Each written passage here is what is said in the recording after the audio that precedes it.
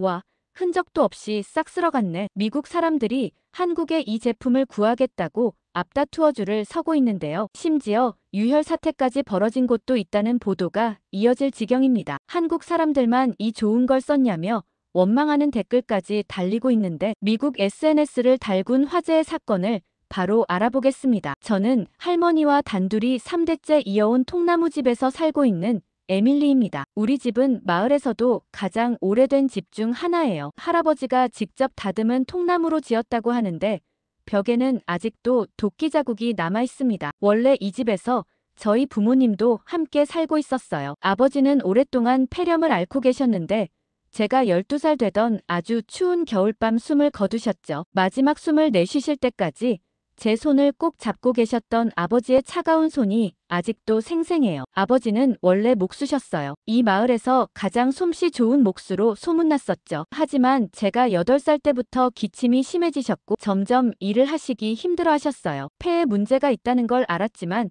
시골에서는 제대로 된 치료를 받을 수가 없었죠. 어머니는 4년 동안 아버지의 병수발을 드셨어요. 한 번도 힘들다는 내색 없이 아버지 곁을 지키셨죠. 약을 구하러 가장 가까운 약국까지 걸어가셨고 한밤중에도 아버지가 기침하실 때면 늘 깨어 계셨어요. 아무것도 하지 못하고 병간호에 모든 것을 바치셨죠. 어린 나이에 어머니도 많이 힘드셨던 걸까요? 아버지가 돌아가신 후 일주일이 지난 어느 아침 할머니와 제가 잠에서 깨어보니 어머니가 보이지 않았어요. 주방 테이블 위에는 편지 한 장이 놓여 있었죠. 할머니가 그 편지를 읽으시더니 한참을 말없이 창밖만 바라보셨어요. 나중에 알게 된 편지의 내용은 짧았지만 어머니의 마음이 고스란히 담겨 있었어요. 20대 초반에 결혼해서 줄곧 가정에만 매여 살았다고 이제는 자신만의 삶을 찾아 떠나고 싶다고 쓰여 있었죠. 죄송하지만 자유를 찾아 떠나야겠다는 말로 편지는 끝이 났어요. 할머니는 당시 편지를 읽고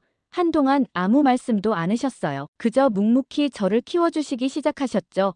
젊은 나이에 모든 걸 포기하고 병수발만 들어야 했던 어머니의 고단했던 시간들을 이해하면서도 한편으론 원망의 마음도 있었습니다. 벌써 어머니가 떠나신 후로 15년이 넘는 시간이 흘렀지만 그 사이 한 번도 연락이 없으셨어요. 그래서 제게 가족이라곤 오직 할머니뿐이죠. 그런데 지난 겨울 정말 마음 아픈 일이 생겼습니다. 그날도 여느 때처럼 제 작업실에서 일러스트레이션 작업을 하고 있었죠. 창밖으로는 눈이 소리 없이 내리고 있었고 할머니는 평소처럼 벽난로 앞 흔들의자에서 뜨개질을 하고 계셨어요. 그러다 갑자기 할머니가 뜨개질을 멈추시더니 무릎을 붙잡고 신음소리를 내셨습니다. 관절염이 심해지면 할머니는 종종 이렇게 고통스러워 하셨어요. 저는 얼른 작업을 멈추고 할머니께 달려갔죠. 할머니의 무릎은 퉁퉁 부어올라 있었고 손으로 만져도 뜨거웠습니다. 할머니는 괜찮다며 저를 물리치려 하셨지만 이미 며칠 전부터 감지했던 증상이었어요. 날씨가 추워질수록 할머니의 관절은 더욱 나빠졌고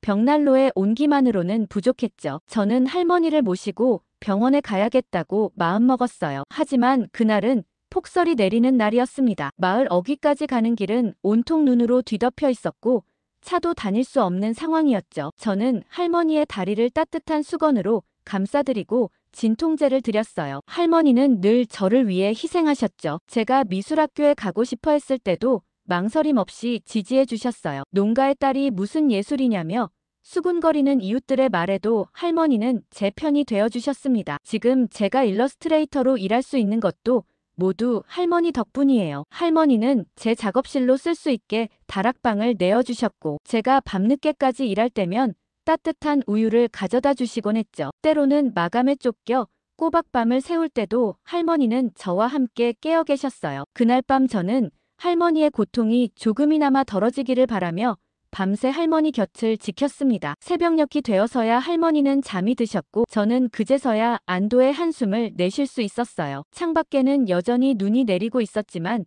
할머니의 숨소리는 평화로웠습니다. 다음 날 아침 할머니는 마치 아무 일도 없었다는 듯 일어나 아침 식사 준비를 하고 계셨어요. 저는 할머니를 말리려 했지만 할머니는 웃으시며 괜찮다고만 하셨죠. 그런 할머니를 보며 저는 더욱 마음이 아팠습니다. 제가 더 잘해야겠다고 생각했죠. 추운 겨울 우리 집의 온기를 지켜주는 유일한 난방기구는 벽난로인데 우리 집 벽난로 앞에는 할머니의 흔들의자가 놓여 있어요. 매일 저녁 할머니는 그 자리에서 뜨개질을 하시며 저의 이야기를 들어주시곤 하죠. 난방기구면서 동시에 이야기를 나누는 공간이기도 해요. 지난주에 있었던 일인데 한밤중에 갑자기 집안 전체가 얼어붙는 것 같은 한기를 느꼈습니다. 벽난로의 불이 꺼져가고 있었던 거죠. 잠에서 깨어보니 할머니가 이미 거실로 나와 계셨어요. 한밤중인데도 불편한 다리를 이끌고 장작을 넣으려 하고 계셨죠. 저는 얼른 할머니를 말리고 제가 장작을 넣었습니다. 하지만 문제는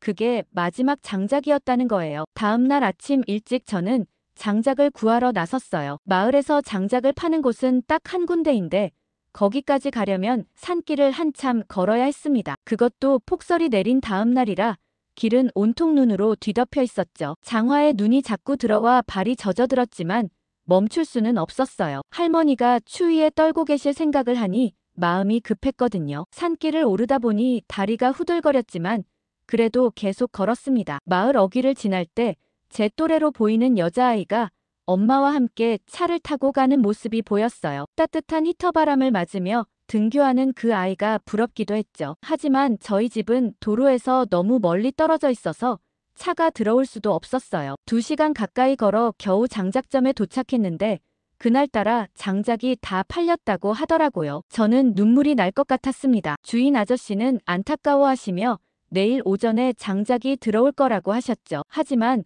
오늘 하루를 어떻게 난방도 없이 보내야 할지 막막했어요. 터덜터덜 집으로 돌아오는 길에 옆집 토마스 할아버지를 만났습니다. 할아버지는 제 사정을 듣고는 장작 몇 개를 나눠주셨어요. 겨우 하루를 버틸 정도의 양이었지만 그래도 정말 감사했죠. 산골 마을에서는 이렇게 서로 도우며 살아갈 수밖에 없어요. 집에 돌아와 보니 할머니는 이불을 몇 겹이나 덮은 채 벽난로 앞에 앉아 계셨습니다. 방 안 온도가 너무 낮아져서 물그릇에 물까지 살짝 얼어있더라고요. 저는 얼른 토마스 할아버지가 주신 장작으로 불을 지폈어요. 산골에 살면 불편한 일이 여간 많은 게 아니죠. 식료품도 문제예요. 가장 가까운 마트까지 가려면 차로 40분은 걸리는데 눈이 많이 오는 날엔 아예 나가지도 못하죠. 그래서 저희는 항상 비상식량을 넉넉히 준비해 두어야 해요. 냉장고도 없어서 겨울엔 현관밖에 음식을 보관하곤 합니다. 인터넷도 자주 끊기고 전화도 잘 터지지 않아요. 제가 일러스트레이터로 일하는데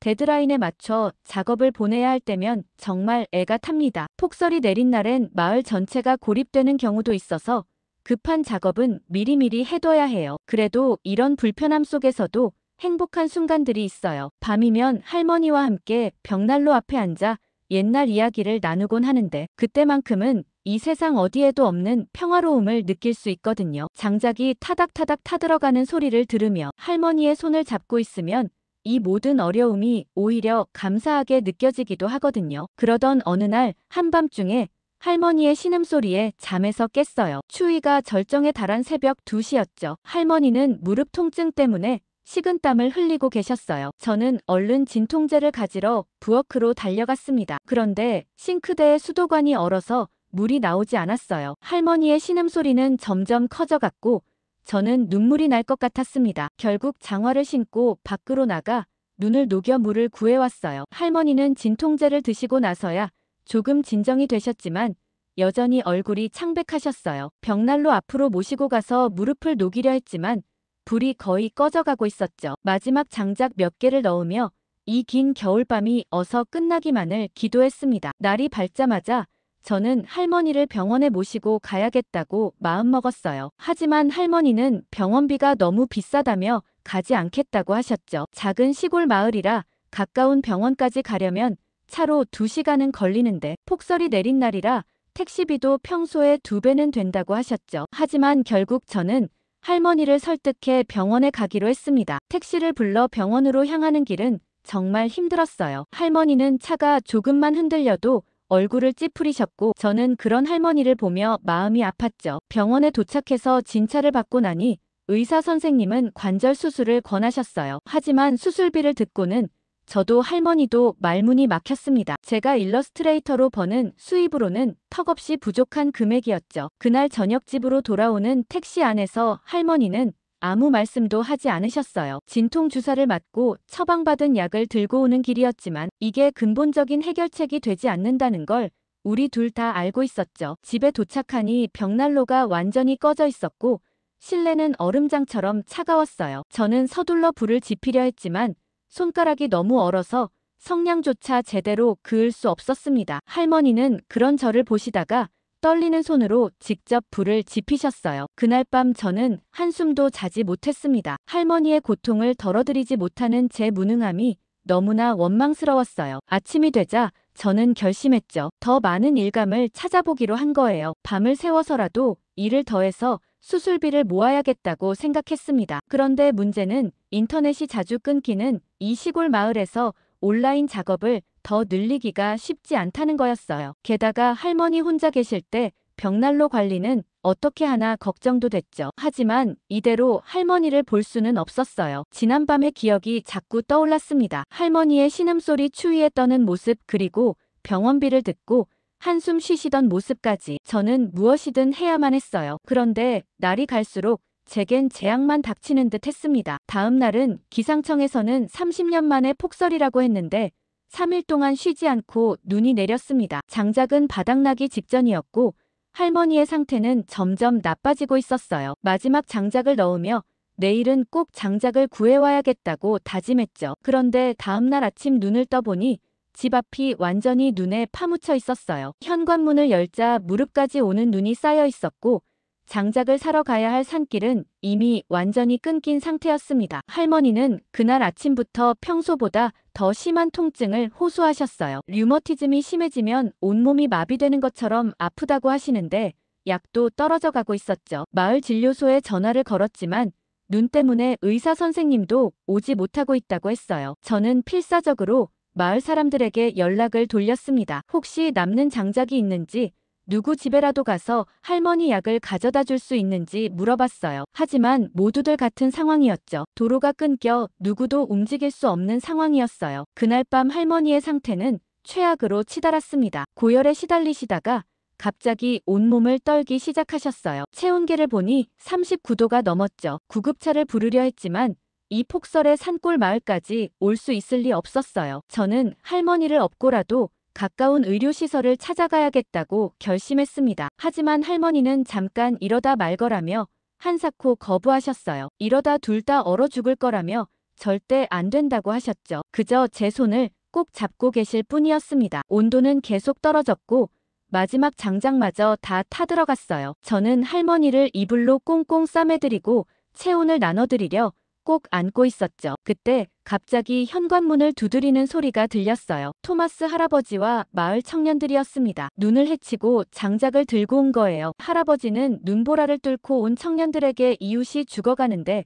그냥 있을 수 없었다며 고맙다고 하셨어요. 청년들은 쌓인 눈도 치워주고 약도 가져다 주었습니다. 그날 밤 저는 다시 한번 마을 공동체의 따뜻함을 느꼈어요. 하지만 동시에 이런 위기가 또 찾아올 수 있다는 두려움도 컸죠. 우리 마을에는 제대로 된 의료시설이 없어서 응급 상황이 생기면 정말 속수무책이거든요. 이 시골 마을에서 의료시설이 부족하다는 건 알고 있었지만 이렇게 직접 위험을 겪어보니 너무나 절실하게 다가왔어요. 할머니의 류머티즘은 점점 더 심해지고 있는데 가까운 곳에는 제대로 된 병원 하나 없다는 게 너무나 안타까웠습니다. 토마스 할아버지는 벌링턴 쇼핑몰에 있는 한인 약국을 추천해 주셨습니다. 그곳에서 파는 한방 진통제가 관절통의 특효라고 추천해 주시더라고요. 저는 다음날 아침 일찍 벌링턴으로 향했습니다. 2시간 넘게 운전해서 도착한 쇼핑몰은 생각보다 컸어요. 구석구석을 돌아다니다 마침내 찾은 한인 약국은 아기자기하고 깔끔했죠. 문을 열자 은은한 한약재 향이 코끝을 스쳤어요. 약사 선생님은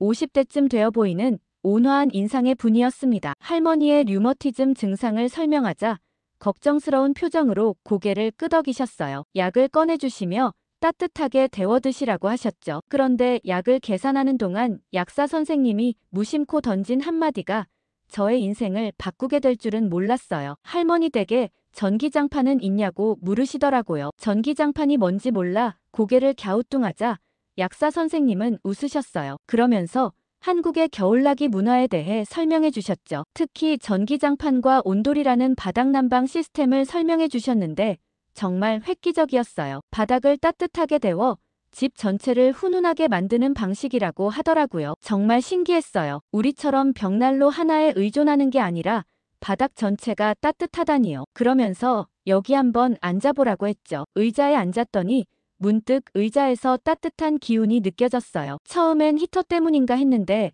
앉아있던 의자에 전기장판이 깔려 있었던 거였죠. 약사 선생님은 제가 의아해하는 모습을 보시고는 웃으시며 이게 바로 전기장판이라고 알려주셨어요. 처음엔 망설였습니다. 전기로 바닥을 데운다는 게 왠지 위험해 보였거든요. 화재의 위험은 없을까 걱정도 됐죠. 하지만 약사 선생님은 안전장치가 철저하다며 한국에서는 수십 년째 사용하고 있는 검증된 제품이라고 설명해 주셨어요. 벽난로의 열기와는 전혀 다른 포근한 온기가 온몸으로 퍼져나갔어요. 특히 놀라웠던 건 열기가 균일하다는 거였죠. 벽난로는 가까이 있으면 너무 뜨겁고 멀어지면 추운데 전기장판은 은은하고 부드러운 온기가 일정하게 유지됐어요. 약사 선생님은 온도 조절도 가능하다며 리모컨을 보여주셨습니다. 10분 정도 앉아 있었을까요? 어느새 저도 모르게 긴장이 풀어지고 있었어요. 그동안 차가운 의자에만 앉다가 이렇게 따뜻한 곳에 앉으니 마치 포근한 이불 속에 있는 것 같았죠. 약사 선생님은 저의 표정을 보시더니 할머니도 분명 좋아하실 거라고 하셨어요. 무엇보다 전기료가 생각보다 많이 나오지 않는다는 말씀에 안심이 됐습니다. 벽난로용 장작값보다 훨씬 저렴하다고 하시더라고요. 게다가 장작처럼 매번 교체할 필요도 없고 불씨 관리도 필요 없다고 하셨죠. 약사 선생님께서는 안 쓰는 제품이 하나 있다며 제게 본인 전기장판을 하나 꺼내와 주셨어요. 약사 선생님은 사용법을 자세히 설명해 주시며 처음에는 약한 온도부터 시작하라고 조언해 주셨어요. 할머니가 좋아하실 것 같다며 환하게 웃으셨죠. 집으로 돌아오는 길에는 계속 전기장판 생각이 났습니다. 약국 의자에서 느꼈던 그 따뜻한 온기가 자꾸 떠올랐어요. 할머니가 이 온기를 느끼시면 얼마나 좋아하실까 상상하니 빨리 집에 도착하고 싶었죠. 차 트렁크에 실려있는 전기장판을 생각하니 마치 크리스마스 선물을 가져가는 어린아이처럼 설렜어요. 지금까지 수많은 치료법과 약을 시도해봤지만 이렇게 희망적인 느낌은 처음이었습니다. 비록 작은 전기장판 하나였지만 이것이 우리 집 겨울나기에 큰 변화를 가져올 거란 예감이 들었어요. 약사 선생님이 들려주신 한국의 겨울나기 이야기처럼 우리도 따뜻한 겨울을 보낼 수 있을 것 같았죠. 돌아가자마자 할머니께 전기장판을 보여드렸습니다. 집에 도착하자마자 할머니 침대에 전기장판을 깔아드렸어요. 처음에 할머니는 전기 제품을 믿지 못하시는 듯 했지만 약사 선생님이 알려주신 대로 낮은 온도부터 천천히 사용해 보기로 했습니다. 그날 저녁 할머니는 평소보다 일찍 주무시러 가셨어요. 아침이 되어 할머니 방에 들어가 보니 믿을 수 없는 광경이 펼쳐졌죠. 할머니가 환하게 웃으며 앉아 계셨거든요. 몇 달 만에 처음 보는 미소였습니다. 할머니는 밤새 통증 없이 꿀잠을 주무셨다고 하셨어요. 평소에는 한두 시간 자고 나면 무릎 통증 때문에 깨시곤 했는데 전기장판의 은은한 온기 덕분에 6시간을 내리 주무셨다고 하더라고요. 더 놀라운 변화는 그 다음 날부터 시작됐습니다. 아침마다 뻣뻣하게 굳어있던 무릎 관절이 한결 부드러워졌다고 하셨어요. 약사 선생님 말씀대로 따뜻한 온기가 혈액순환을 도와준 덕분이었나 봅니다. 일주일이 지나자 할머니는 마치 다른 사람이 된 것처럼 활기차셨어요. 아침에 일어나실 때 더 이상 신음소리를 내지 않으셨고 예전처럼 부엌에서 요리하는 모습도 보이기 시작했죠. 침대에만 누워 계시던 할머니가 조금씩 움직이기 시작하신 거예요. 한 달이 지났을 때는 진통제 복용량도 절반으로 줄일 수 있었습니다. 전기장판의 따뜻한 온기가 할머니의 만성 통증을 조금씩 녹여내고 있었던 거죠. 병원비도 자연스럽게 줄어들기 시작했어요. 저는 매달 전기요금 고지서가 올 때마다 조마조마했어요. 하지만 예상과 달리 전기요금은 크게 오르지 않았습니다. 오히려 장작값과 병원비를 합친 것보다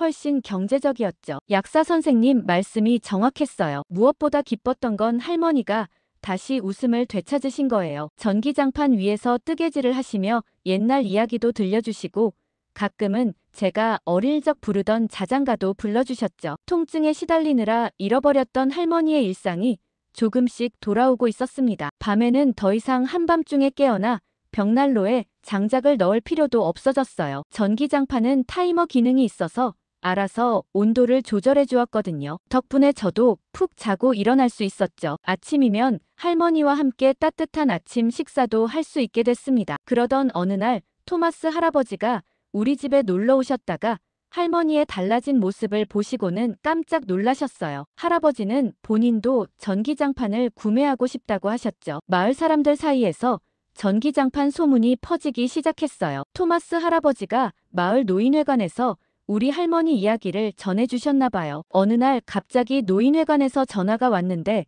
전기장판에 대해 자세히 알고 싶다는 거였습니다. 그날 마을 회관에 가보니 어르신들이 모두 모여 계셨어요. 제가 전기장판을 가지고 가서 사용법을 설명해 드리는데 다들 신기해 하셨죠. 특히 마을에서 가장 연세가 많으신 제인 할머니께서 직접 체험해 보시고는 놀라워 하셨어요. 그 자리에서 바로 5분이나 전기장판을 주문하고 싶다고 하셨습니다. 저는 벌링턴의 한인 약국 연락처를 알려드렸죠. 어르신들은 서로 카풀을 하기로 하시며 다음 주에 다 같이 약국에 가보기로 하셨어요. 얼마 지나지 않아 저는 제 SNS에 할머니와 전기장판 이야기를 올렸어요. 할머니의 관절염이 얼마나 좋아졌는지 사진과 함께 자세히 설명했죠. 그런데 이게 예상치 못한 반응을 얻었습니다. 특히 우리처럼 시골에 사는 분들의 반응이 뜨거웠어요. 댓글이 수백 개가 달리더니 개인 메시지로 문의가 쏟아지기 시작했죠. 다들 부모님의 관절 통증으로 고생하고 계셨나 봐요. 옆마을의 목사님도 연락을 주셨어요. 교회에 다니시는 어르신들이 전기장판 이야기를 듣고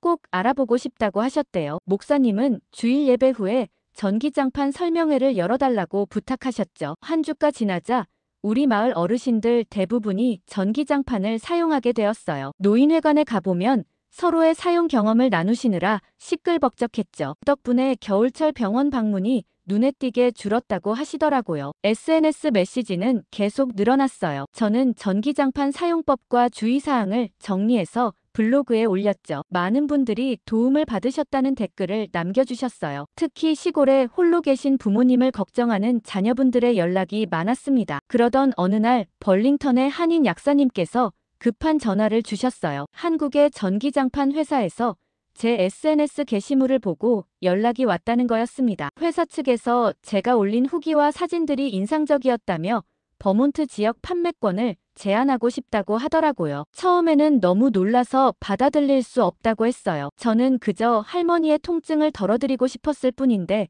갑자기 사업 얘기가 나와서 당황스러웠거든요. 하지만 약사님은 이런 기회가 쉽게 오지 않는다며 한번 진지하게 고민해보라고 하셨습니다. 그날 밤 할머니께 이 이야기를 털어놓았어요. 할머니는 잠시 조용히 계시다가 제 손을 꼭 잡으셨죠. 할머니는 젊은 시절 꿈을 포기하고 농장을 지키셨다며 저는 꼭 도전해보라고 하셨어요. 할머니의 응원에 용기를 내어 한국 회사와 화상 미팅을 했습니다. 회사 측은 제가 올린 실제 사용 후기들이 마케팅의 핵심이 될 수 있다고 했어요. 특히 시골 마을의 어르신들 사례가 설득력이 있다며 버몬트 전역으로 사업을 확장하고 싶다고 하더라고요. 계약서를 검토하는 동안 할머니는 매일 밤 저와 함께 앉아 계셨어요. 법률 용어는 잘 모르시지만 옆에서 따뜻한 차를 내어주시며 힘이 되어주셨죠. 전기장판 위에 앉아 미래를 그리는 시간이 참 행복했어요. 마침내 계약이 성사됐을 때 할머니는 눈물을 글썽이시며 저를 안아주셨어요. 농장 일만 하다 늙어버린 자신과 달리 손녀는 꿈을 이룰 수 있을 거라며 기뻐하셨죠. 할머니의 그 말씀에 저도 눈물이 났습니다. 첫 물량이 도착한 날 마을 사람들이 모두 나와 축하해 주셨어요. 토마스 할아버지는 직접 트럭 운전을 도와주셨고 이웃들은 창고 정리를 도와주셨죠. 시골 마을 특유의 따뜻한 정을 다시 한번 느낄 수 있었습니다. 할머니는 제가 사업을 시작하면서 가장 큰 응원자가 되어주셨어요. 주문이 밀릴 때면 택배 포장을 도와주시겠다고 하셨고 고객들의 문의 전화도 받아주셨죠. 젊은 시절 꿈을 포기하셨던 할머니께서 이제는 저의 꿈을 위해 애쓰시는 모습이 너무나 감동적이었습니다. 특히 할머니는 제품 테스터를 자처하셨어요. 새로운 모델이 나올 때마다 꼼꼼하게 사용해보시고 의견을 주셨죠. 덕분에 버몬트의 추운 날씨에 맞는 최적의 제품을 고를 수 있었습니다. 이제는 매일 아침 할머니와 함께 주문서를 확인하고 배송 계획을 세우는 게 일상이 되었어요. 벽난로 앞에서 힘들어하시던 할머니가 이제는 사무실에서 함께 일하시는 모습을 보면 가슴이 뭉클해져요. 드디어 그린 마운틴 웜스라는 이름으로 온라인 쇼핑몰을 열었어요. 이름은 할머니가 지어주셨죠. 우리 그린 마운틴 지역을 따뜻하게 만들자는 의미를 담았다고 하시더라고요. 사이트는 제가 직접 디자인했어요. 일러스트레이터 경험이 도움이 됐죠. 특히 신경 썼던 건 어르신들도 쉽게 사용할 수 있게 만드는 거였어요. 글자 크기부터 버튼까지 모두 크게 만들었고 주문 과정도 최대한 단순화했습니다. 가장 공을 들인 건 제품 설명이었어요. 시골에 사시는 분들을 위해 전문 용어는 모두 쉬운 말로 바꾸었죠. 할머니께 원고를 읽어드리면서 이해하기 어려운 부분은 없는지 계속 확인했어요. 특별했던 건 우리 마을 이야기 코너예요. 전기장판을 사용하시는 마을 어르신들의 실제 사례를 사진과 함께 올렸죠. 할머니의 이야기를 시작으로 토마스 할아버지, 제인 할머니 등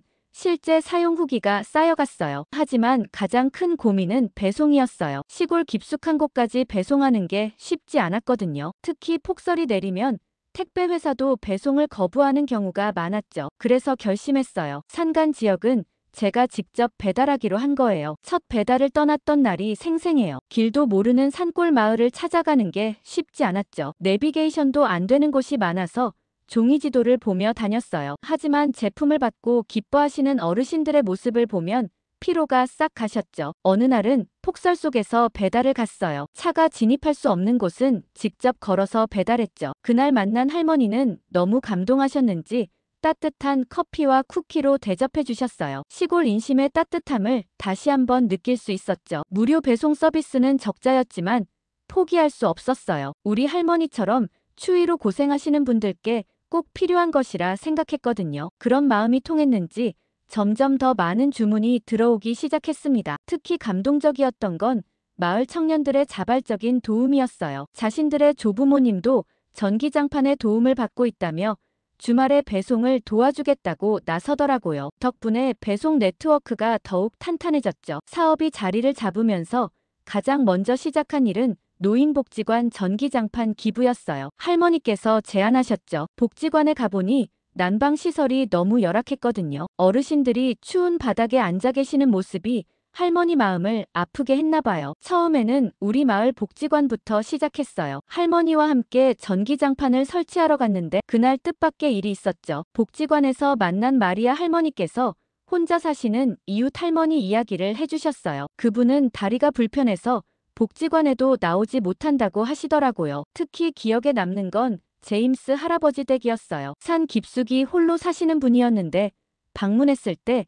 집안이 얼음장처럼 차가웠죠. 할아버지는 장작을 패기도 힘드셔서 이불만 덮고 계셨다고 해요. 전기장판을 설치해드리고 사용법을 알려드리는데 할아버지가 눈물을 보이셨어요. 마을 청년들도 적극적으로 참여해 주었어요. 주말마다 2명씩 짝을 이뤄 어르신들을 방문하기로 했죠. 전기장판 점검도 하고 간단한 집수리도 해드리고 때로는 장보기도 도와드렸어요. 특히 폭설이 내릴 때는 비상연락망을 가동해서 수시로 안부를 확인했죠. 할머니는 이런 모습을 보시면서 늘 말씀하세요. 전기장판은 몸만 따뜻하게 하는 게 아니라 마음도 따뜻하게 한다고요. 실제로 돌봄 서비스를 시작하고 나서 어르신들의 표정이 많이 밝아지셨어요. 사업을 시작할 때는 몰랐어요. 단순히 전기장판을 판매하는 것을 넘어서 이렇게 지역사회에 공헌할 수 있을 거라고는요. 할머니 말씀처럼 작은 온기 하나가 이렇게 큰 변화를 만들어낼 수 있다는 게 놀랍고 감사해요. 그리고 어제는 정말 특별한 날이었어요. 할머니의 병원 검진이 있었는데 의사 선생님이 믿을 수 없다는 표정을 지으셨습니다. 1년 전만 해도 장시간 걷는 걸 힘들어하시던 할머니가 이제는 혼자서 간단한 산책 정도는 하실 수 있게 되셨거든요. 의사 선생님은 할머니의 관절 상태가 눈에 띄게 좋아졌다고 하셨어요. 꾸준한 온열 치료 덕분에 혈액순환이 개선되면서 관절 강직도가 많이 줄었다고 하더라고요. 할머니는 수줍게 웃으시며 모든 게 전기장판 덕분이라고 하셨죠. 집으로 돌아오는 길에 마을을 둘러보았어요. 창밖으로 하얀 눈이 내리고 있었지만 이제는 두렵지 않았죠. 집집마다 전기장판의 온기로 따뜻한 겨울을 보내고 계시니까요. 길에서 만나는 어르신들의 표정도 많이 밝아지셨어요. 노인회관에 들러보니 할머니들이 전기장판 위에서 손뜨개질을 하고 계셨어요. 예전에는 추워서 움츠리고 계셨는데 이제는 따뜻하게 모여 이야기꽃을 피우신대요. 심지어 젊은 시절 추억을 나누며 웃음소리가 끊이질 않았죠. 저녁이 되자 할머니께서 갑자기 한국 드라마를 보자고 하셨어요. 요즘 할머니는 한국 문화에 푹 빠지셨거든요. 전기장판을 알게 된 후로 한국의 다른 문화들도 궁금해 하시더라고요. 특히 한국의 온돌 문화는 정말 대단하다고 매번 감탄하세요. 할머니와 함께 앉아 드라마를 보는데 문득 한국인들의 지혜가 놀랍다는 생각이 들었어요. 수천 년 전부터 바닥을 데워 추위를 이겨내는 방법을 알고 있었다니요. 그리고 그 지혜가 지금은 전기장판이라는 현대적인 형태로 우리의 삶을 바꾸고 있죠. 할머니는 이제 한국 음식도 자주 해보시겠다고 하세요. 따뜻한 온돌마루에 앉아 뜨거운 국물을 먹는 한국의 식문화가 이해가 간다면서요. 이미 김치찌개 레시피도 인터넷에서 찾아보고 계시더라고요. 마을 전체가 조금씩 변화하고 있어요. 이제는 추운 겨울이 더 이상 두렵지 않다고들 하세요. 작은 전기장판 하나가 이렇게 큰 변화를 가져올 수 있다는 게 신기하기만 합니다. 특히 감사한 건 한국의 문화를 통해 우리가 새로운 희망을 발견했다는 거예요. 단순히 제품 하나를 넘어서 서로를 배려하고 함께 살아가는 한국의 정서를 배우게 된 것 같아요. 할머니는 이제 매일 저녁 전기장판 위에서 편안한 시간을 보내세요. 때로는 한국 노래를 흥얼거리기도 하시고 가끔은 한국어도 배워보겠다고 하시죠. 한국이라는 나라가 우리 할머니의 인생에 이렇게 특별한 선물을 주다니요. 창밖에는 여전히 매서운 겨울바람이 불지만 우리의 마음은 따뜻한 봄날처럼 포근해졌습니다. 모든 것이 한국의 작은 지혜 덕분이에요. 오늘 사연 어떻게 들으셨나요? 구독과 좋아요 꾹 눌러주시고 전기장판 외에도 알리고 싶은 한국 제품을 댓글로 달아주세요. 감동 필름이었습니다.